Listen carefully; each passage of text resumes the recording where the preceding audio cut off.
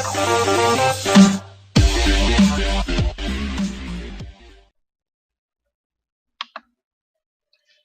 عليكم ورحمة الله وبركاته. معاكم من فقرات فان تايم كريبر. كيف حالكم يا محبين فناف؟ شو اخباركم؟ اليوم جابت لكم اقوى حلقة طبعا من The Game Theory Again The FNAF 6. طبعا فأخيرا باقي حدود 3 مقاطع فقط عشان أنزل عنها وأخلص قبل ما ينزل المقاطع اللي بينزلها حق The Ultimate Twisted Night. فطبعا لازم أحاول أخلص هذا المقاطع عشان أعطي فرصة المقطع أنزلها بعد ما ينزل هذا. فطبعا بنزل اليوم زي ما أنا الحين نزلت المقطع ذا ونزلت هذا المقطع.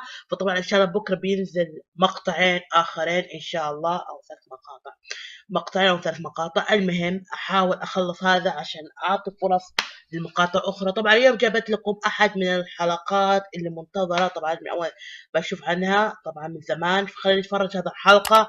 أتمنى لكم أن يعجبكم المقطع وأتمنى لكم تشتركوا في القناة. اكلك هذا فقط، اكلك الحين شوف هذا المقطع، اكلك على شو اسمه وفعل التنبيه خلاص عشان تجيك مقاطع أخرى. فيلا خلينا نتفرج مع بعض المقطع هذه. فاكتبوا رايكم في التعليق على كل الاسئله اللي اقول لكم اياه، فاكتبوا رايكم في التعليق عشان نعرف ايش القصه. فيلا خلينا ندخل على المقطع الثاني. And to you monsters trapped in the corridors, be still and give up your spirits. They don't belong to you.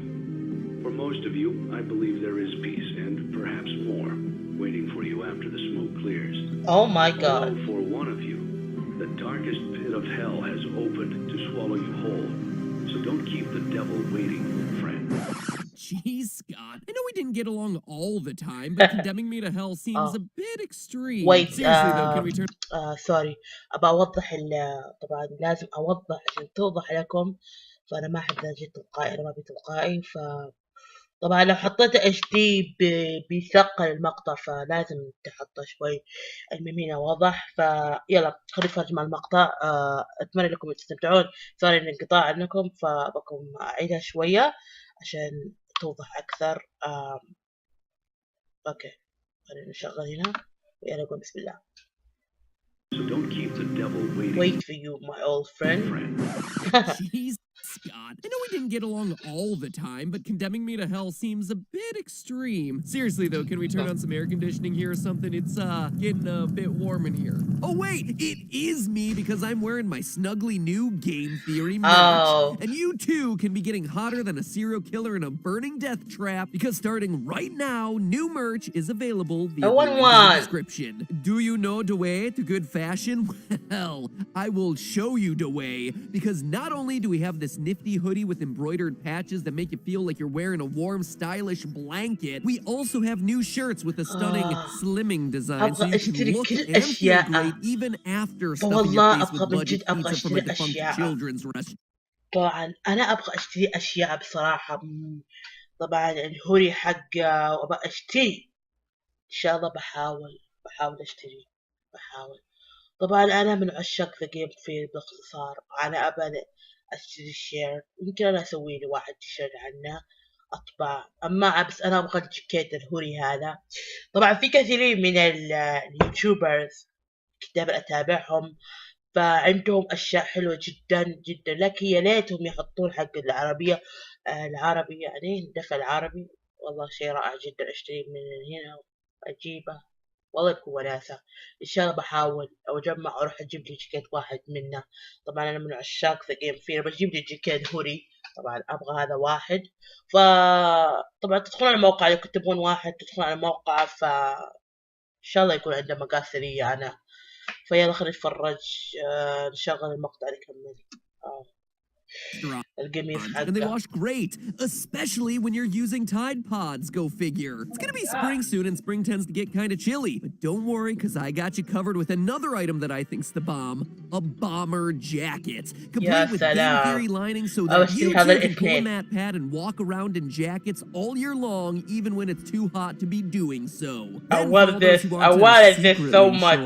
Theorist pride. We got socks, because honestly, people who wear fun, colorful, nerdy socks socks are like my favorite people in the world. I have 20 pairs of Mary socks. Rick and Morty, and now game theory's in the collection, and you could add it to your collection too. And finally, we have men's and women's underwear, perfect for your top and your bottom. Call it Game Theory Intimates. It's a new year. Get yourself some new gear. Plus, every order comes with a special Winter 2018 pin, as well as a chance to win something that is really special. Only 100 orders will come packaged with this, a special limited edition Golden Theory coin. Not only is it just super cool to get a real gold coin, it also may serve as your ticket to a very special event happening later this year. It's basically like Willy Wonka and his golden tickets, except for gamers and less caloric. But I have to warn you, supplies of everything are super limited. We know that things took way too long last time to get to you, so we've partnered with a new team to ensure that you get your orders faster and with way better customer service. Unlike last time, everything is already printed, waiting in boxers and eager to find a new home in your arms, or on your stanky feet, or covering your unmentionables. Shipping is international, sizes are like what you get in the store. And again, to ensure that you get stuff fast, this is all super limited edition prints. Once it is gone, it is gone for good. So make sure you place your orders now, because who knows what'll be available a week from now. And once it arrives, send us a picture of you in the merch. Except for the underwear. I don't want to get arrested. Anyway, enough shilling. Let's talk about the end of this channel's most popular franchise. Okay. ملاحظة معلقة. Okay. Hello, Internet. Welcome to Game Theory, where let's just take a collective moment and get this all out of the way. Say it with me now. Another FNAF video. You said the last one was gonna be your last. Yeah, I know, but I also said this. Now, don't get mad at me when the new game comes out in a few weeks and everyone tells me to do another theory about it. And true enough to form, that's exactly what happened. I released my final two-parter theory on the subject, and exactly 1 month later, FNAF 6, disguised under the fan game-esque name of Freddy Fazbear's Pizzeria Simulator, gets released. Now, at this point, I wouldn't be surprised if you all thought that Scott and I were the same person. Come to think of it, you have never seen us in the same room together at the same time. Anyway, the game came out over 2 months ago, and ever since I've had countless people asking me for the theory. Over 10 people in the last week stopped me on the street and asked for a FNAF episode. And that's not even mentioning all the emails I've gotten in that time. So for Ben, Steven, Phil, Cassie, Matt, Lucas, Sarah, Alex, Matt number 2, and NBA Rookie of last year, Carl Anthony Towns, that's no joke actually, as well as everyone who has sent in something requesting an episode on FNAF, this one, and potentially one squeezed between this one and the next theory, and maybe even a third one down the line at some point, those are all for you. Now, FNAF 6 was a very different game from any of the ones that came before. Not because it had a weird role. Oh my god, I hate that. Connecting all the security camera maintenance you've come to know and tolerate from this series, but because it's much more explicit than usual. This game has a lot of talking, accompanied by clear visual storytelling to reinforce what you're hearing, meaning that a lot of the major plot points in this game are fairly easy to understand, which has got to be like a first for the entirety of this franchise. FNAF 6 is filled with a sense of finality. It's clearly meant to tie up all the loose ends and serve as the last game of the series. Or, let me be clear, the last part of the series covering what I'm going to call the Purple Guy Saga. It's like Dragon Ball Z up in here. A saga which begins with a series of murders that result in animatronics coming to life, continues with the Afton family meeting with a series of terrible fates, and ends with the spirits of everyone involved getting closure, one way or another. Because this game feels much more obvious in its story, many online theorists focus on the major story beats, actively ignoring the game's more unusual bits, the wrinkles that don't quite fit in cleanly. But it's in those wrinkles that we find answers to some of the longest held questions of the franchise, and the clues that we need to finally put the whole puzzle together. So stick with me and prepare to get a little wrinkly like a toe left in the bathtub for too long, because while today is certainly a theory, or rather multiple theories all in one episode, it's also me trying to open the door to you guys, equipping you with the information necessary to discuss the final points lingering around the edge of this mysterious franchise, finally closing the book on the Purple Guy Saga. Now, before I get to the deep lore here, let me quickly run through the major reveals of this game just to make sure that we're all working with the same understanding. In the aftermath of FNAF 3's Happiest Day minigame, the spirits of Freddy, Foxy, Bonnie, Chica, and Golden Freddy have all been put to rest, which left only the lingering threads of Springtrap with William Afton inside, Ennard with Baby inside, Michael Afton, I'm a living corpse who used to have robot tentacles inside, and the puppet with nothing inside. Prior to the release of this game, Scott's two websites, scottgames.com and fnafworld.com, were talking to each other in their source code. A conversation which showed Baby and Ennard getting into a fight, and Baby basically getting voted out of the tribe, which is why in this new game the two are once again separate entities. Ennard وبيبي من جد كانت الحركات. Adding in this game's other new addition of Rockstar Freddy brings the total number of different Freddy forms across the entire series to 12 different Freddys alone. And you'll wonder why this game is confusing to talk about. Baby, meanwhile, becomes Scrap Baby, complete with a lobster claw and roller skates because Scott was like, "Wee, it's my final game. I can do the designs whatever the hell I want to."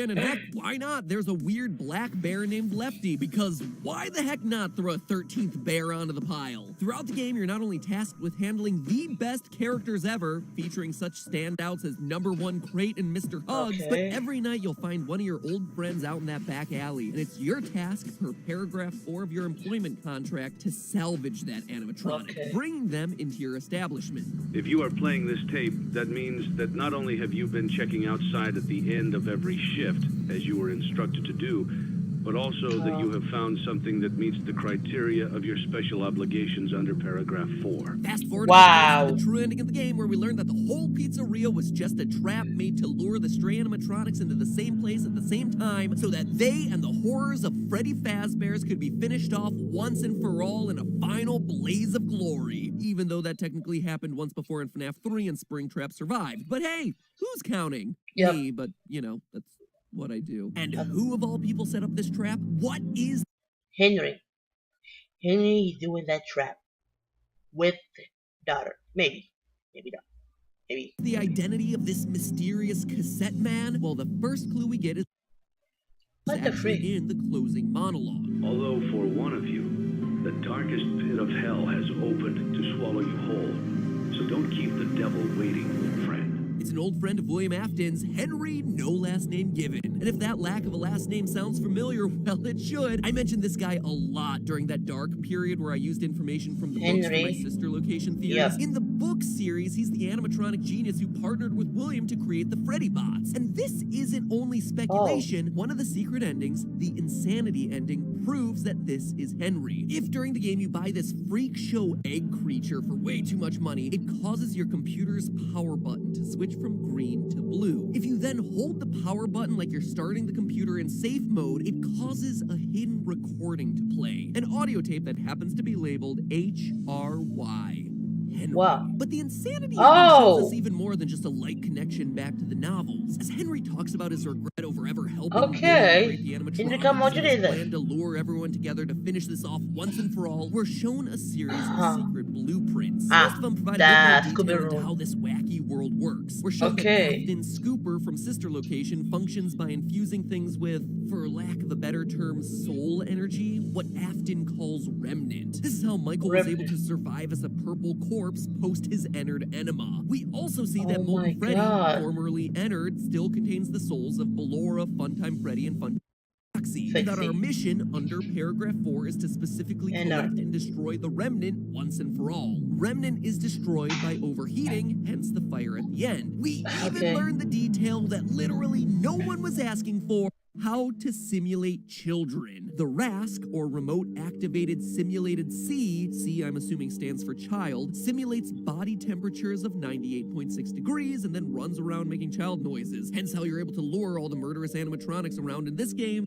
Probably FNAF 3. But what's most surprising is the final blueprint. Lefty, that oddball black bear that just showed up in this game. That, according to its acronym, is programmed to lure something by emitting a bracelet code and then encapsulate it with a combination of lullabies and controlled shocks. A bear suit that was made by Henry that has the sole purpose of capturing none other than the puppet. You can even tell it's already accomplished its goal if you look closely at this rare screen you sometimes get when you boot up the game. The signature striped arm of the puppet showing through the Lefty animatronic. But it doesn't stop there. If you buy and then play the security puppet minigame 3 3 times over the course of your week in the restaurant, you see a child trapped outside the pizzeria wearing a bracelet. The puppet, a security device of all things, is trained to respond to her specific bracelet code, green, and so it chases her outside only to find her dying in the alley. Short-circuiting from the rain that's pouring down around it, it lies down next to her. Oh, I hate 2 that. fuse into 1. And this lines up with exactly what we hear in the game's true ending. My daughter, if you can hear me, I knew you would return as well. It's in your nature to protect the innocent. I couldn't save you then, so let me save you now. It's time to rest. For you, and for those you have carried in your arms. Henry's daughter. The Oh first my victim God. is the puppet, the one who gave life to everyone that wanna came after cry. her and gave peace to their souls in FNAF 3. Finally confirmed after كانت البنت تساعدهم من جد 3 يعني. years since the release of FNAF 2. كانت تشيلهم there you have it. Henry from the تشيلهم books is يعني now تساعدهم canon in the يعني games. زي His مقامين. daughter is the puppet trapped inside Lefty. Everyone, including Michael, dies in the FNAF 6 fire, and baby's name is established as Elizabeth in Henry's closing monologue. It's all pretty cut and dry. I mean, if you want to get really deep, the images on the walls in the alley are actually blurry contracts. You can tell based on the bullet points and oddly short paragraphs, which I have seen more than enough time to identify at a glance. And all of that relates back to that theme of what is paragraph 4, which has been Scott's calling card for this game. The creepy imagery of the ventriloquist and clown that you also see in the alleyway isn't teasing some new game like a lot of people have been assuming, but rather it's just an artistic recreation of the Afton family. William is the ventriloquist. The dummy, who looks exactly like him, represents Michael Afton, who, as we know, looks just like his father, just a smaller version of him, and has to parrot back a lot of what his father tells him to do. Elizabeth, aka Baby, is the clown, for fairly obvious reasons, and the bear on the leash is just Crying Child, a child who is trapped and held back by his family, who ultimately dies in the hands of Fredbear. FNAF 6 even offers explanations for the inappropriate costumes that were mentioned by the phone guy calls from FNAF 3. Yeah, you remember those? Until replacements arrive, you will be expected to wear the temporary costumes ترجمة provided. شغال؟ Keep in mind that they were found on very short notice, شغال. so questions about appropriate بس كلامه واضح. relevance should be deflected. They're the Mediocre Melodies crew from this game, which also happen to match up perfectly to the other masks that you see during FNAF 3's Happiest Day minigame. A green one is Happy Frog, the pink one is Pig Patch, Mr. Hippo is purple, there's some blue one for some reason, and then Orville the elephant is the orange one with the long nose. But for as much as FNAF 6 explains, and it explains a lot pretty explicitly, it leaves open 3 huge questions. 3 questions that no one has been able to answer for the past 2 months until now. Or at least I'm pretty confident that I can answer 2 of those questions. For the third one, I'm gonna need your help. Now, you don't need too much to get that true ending. You just salvage all the animatronics and survive all the nights. It's basic FNAFing 101. But there's another layer to this game. An ending that goes one step beyond just the base storyline. The Lore Keeper ending, where things start to get complicated in a hurry. To unlock it, you have to play 3 specific minigames through to completion: Security Puppet, Fruity Maze, and Midnight Motorist. Security Puppet was easy to explain. The others, though, are where the questions start to pop up. In Fruity Maze, the game starts to become more and more unstable as you progress through the 3 levels. I hate the game. Make me cry. Collectibles have transformed into slaughtered dogs and burial flowers. Your on-screen avatar is trailing bloody footprints, and the blonde-haired, blue-eyed girl reflected in the arcade screen is crying. And for good reason, since standing behind her is none other than the purple guy, dressed He's behind her. Now, this one's confused a lot of online theorists, but in my opinion, requires some process of elimination to solve. FNAF 6 is all about tying up loose ends, right? And at this point, the puppets set the souls of FNAF's core 4 of Freddy, Foxy, Bonnie, and Chica, as well as Golden Freddy free in the Happiest Day minigame. Baby, the sister location crew, Springtrap, and the puppet are all taken care of by Henry in the true ending of FNAF 6, and the 3 toy animatronics from FNAF 2, which do seem to legitimately be tied to a security database, are scrapped at the end of their game. So who or what does that leave? Mangle. But I'm not saying that the Yep. girl is mangled. No, I'm the telling dog. you it's her The dog. Mangled Yes. William Afton's first successful experiment with remnant, dog remnant. Which, now that I say it out loud, sounds a lot more like dog duty than miracle soul formula, but let me explain. We obviously see that the girl's crying, but it's not because she's scared. We actually see that Will Trap is able to have a normal conversation with her, saying, "He's not dead. He's still alive. Follow me." She's crying because her dog died, as represented on the screen, and that's the he that William's referencing. اوكي انا حوقف هنا. بقى طلب منكم طبعا للاصحاب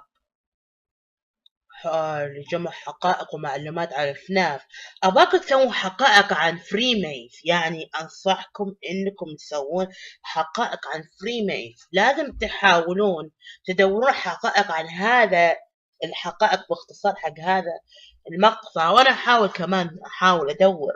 لازم تتكلمون عن هذا المقطع، لازم تتكلمون عن هذا الميني جيمز ذا فري ميز. طبعا ذا فري ميز هو دليل قاطع عن طريقة ويليام آفتن استرجاع ضحاياه، وطريقة كيف ويليام آفتن يسترجع ضحاياه، كيف يحاول يقنعهم يجي معاهم. طبعا فلازم تسوون هذا المقطع عشان تعرفون ايش قصة هذا اللعبة. فخلينا نرجع للمقطع الحين. اتمنى انكم تسوون هذا الشيء، اتمنى لكم انكم تنفذونها. في نرجع للمقطع. Here. Your dog is not dead. He is still alive. And we have proof that William isn't lying about this either. It's an odd detail that I've never talked about, which is pretty incredible that after so many of these darn videos, I'm still pulling out random factoids to piece into this puzzle. But in the Save Them minigame from way back in FNAF 2, in a building filled with 5 dead kids and Purple Guy, all the other animatronics are stationary except for one, Mangle.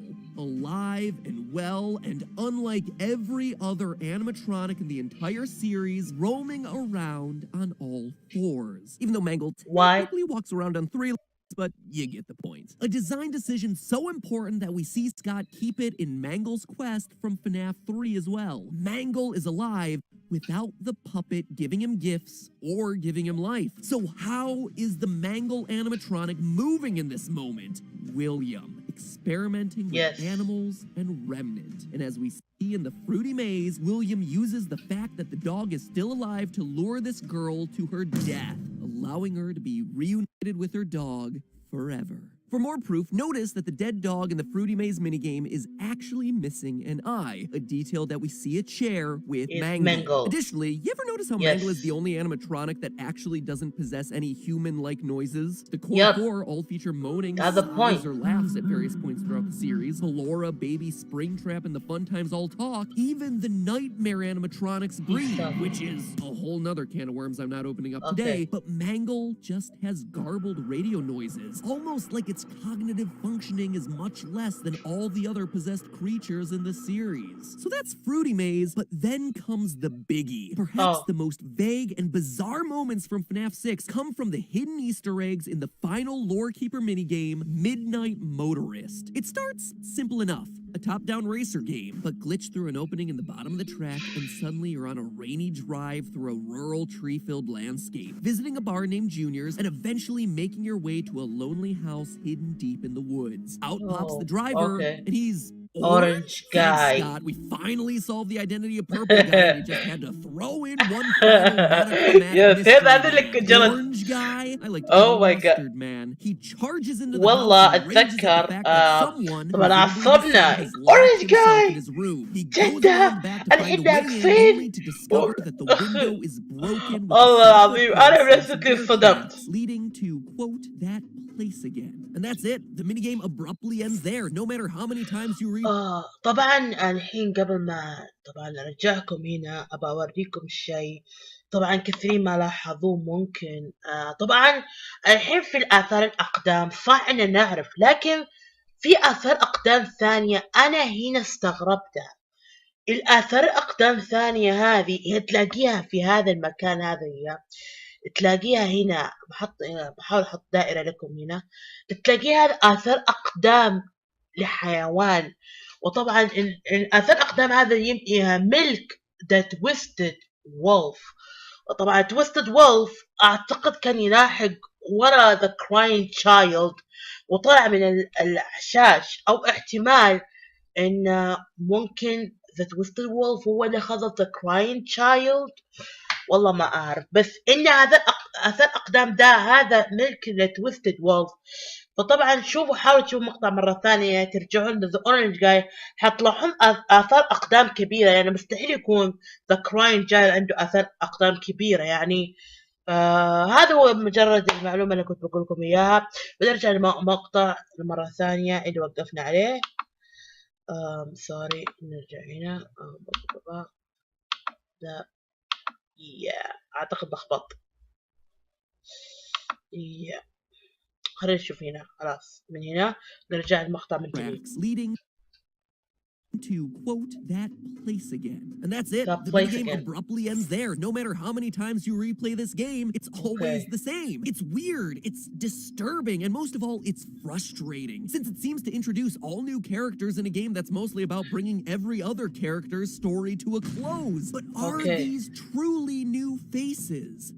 No. Look first at the house. A lone house in a clearing surrounded by trees. Believe it or not, but we've actually seen this house before the on FNAF the title screen to FNAF 4. A lone house in a clearing surrounded by trees. Not only that, but both houses have two stories. Even the roofs look roughly the same. But now think back to a quote that I mentioned last episode about how Scott writes these stories. Quote, there have been other times, however, when my original intentions didn't come across clearly. In those instances, I make a point to clarify in the next game. FNAF 6 is all about clarifying, explaining Remnant, explaining the scooper, the puppet, and what's our connective tissue in this minigame? Someone sitting in a living room watching TV. Michael. And what did we see at the end of every night of Sister Location? Michael Afton going home after his shift to watch TV. That slouchy figure there may look like a balding grandma, but it's good old Mike Casual Bongos Afton himself binging on his Immortal and the Restless. And I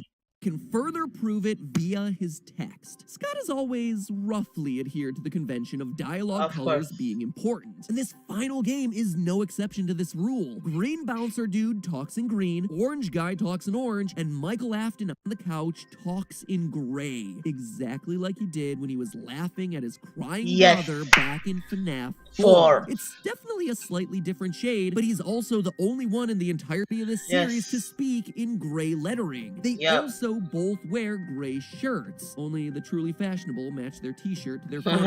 Couple all of that with him watching TV, the FNAF 4 title screen house, which always has a TV in it, and the character being protective over some him, say a younger brother, and you have yourself the perfect portrait of the Afton family, which would make Orange Guy Purple Guy, otherwise known as William Afton. He's even got a signature purple car, the same one that we saw him use in the FNAF 2 Take Cake minigame before he killed off Henry's daughter. But why? Why would Scott choose to make William Afton some color other than purple for like the first time ever in the final game in the series? The answer is actually because by this point in the series there are two different purple guys, William and his son. It would have been confusing from a storytelling standpoint. Now you're swapping in a whole new color for a character who's been represented by another color the whole time. It's a bit confusing. Anyway, what does all of this mean? Why out of all things did Scott choose to show us this random scene? أنا أعتقد إنه يغير هويته through the battle كثيرا. between an orange William Afton and a runaway child. All of that in just a few days. This video is really long already. Plus, in a game that tries to answer everything from the entirety of the series, what was in the FNAF 4 box? Was it truly left forgotten forever? Is Scott waiting to reveal its contents in a future game? Make sure you take a bite out of that subscribe button to find out those final answers as well as the solution to perhaps the biggest question of them all, the Lore Keeper's final screen. After unlocking all of these glitched minigames, Scott presents us with a series of gravestones filled with names. Some familiar and some not so much. So, who are they? What do they reveal about the story? And how can you help me to solve Five Nights' last and most closely guarded secrets? All of that next time In the meantime, though, remember, Game Theory merch is now available. And hopefully by this point, it's selling out faster than a YouTuber with a Loot Crate sponsorship. So make sure you're getting your Theorist hoodie, shirt, jacket, socks, or underwear before they're gone by clicking the link you see on screen right now or in the top line of that description. The only thing scarier than FNAF? Missing out on these items, celebrating your Theorist pride. And remember, once this is all out of stock, the only merch left will be Logan and Jake Paul. Oh no, I hate that my too. Friends, is a horror far scarier than deadly animatronics. Yes, you have the point. اوكي الحين الحلقة هذه بعد حلوة جدا طبعا، مرة حلو، عجبني جدا جدا جدا. اوكي انا ابغى اشتري ذا الجاكيت بصراحة، فنفسي يكون عندي فرصة لو في حياتي اقدر اشتري ذا ايتمز زي هذولي. والله العظيم نفسي احقق احلامي كذا، اشتري جاكيت اتكشخ فيه. لو عندي فلوس، المهم خلينا الفلوس، يا رب يرزقني ان شاء الله. المهم زي ما كنت اقول يا جماعة، طبعا المقطع كان مرة حلو جدا، مرة كانت جميل جدا، فطبعا عجبني. اوكي يا جماعة، زي ما اقول دائما لاصحابي اللي يتابعون في قناتي او اشخاص اخرين، اذا اعجبك الفيديو لا تنسى الاشتراك والتعليق وتفعيل التنبيه. طبعا اهم شيء فعلوا التنبيه عشان يجيكم مقاطع جديدة او معلومات جديدة ان شاء الله. بحاول طبعا زي ما كنت اقول دائما يا جماعة يا محبين فناف، حاولوا تسألوا اللي يتابعون القنوات فناف، يسألوهم يسوون حقائق عن لعبة فري ميز، لأن هذه اللعبة تعطيك تفسير كبير جدا، فيها أسرار أخرى لأن فيها معلومات لازم تعرفونها. وطبعا شيء آخر إن شاء الله بحاول أسوي عنه معلومات. طبعا لفترة حاليا وضعي ما نخلق أسوي معلومات، ما أعرف ليش، رغم إن هذا شيء غريب، فبحاول قدر الإمكان يمكن أسوي معلومات. فمع شو اسمه طبعا ما أعرف شو أقول. المهم إذا عجبكم فيديو مرة أخرى، إذا عجبكم فيديو لا تنسوا الاشتراك والتعليق وتفعيل التنبيه. كانت معكم مين في قناة فان تايم كريبر. ميمي أوت.